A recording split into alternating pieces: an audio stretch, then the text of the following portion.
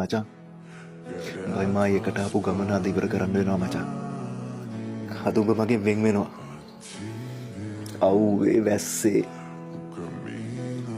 උඹ මාව දරාගෙන ආපු දුර ගොඩයි මචං.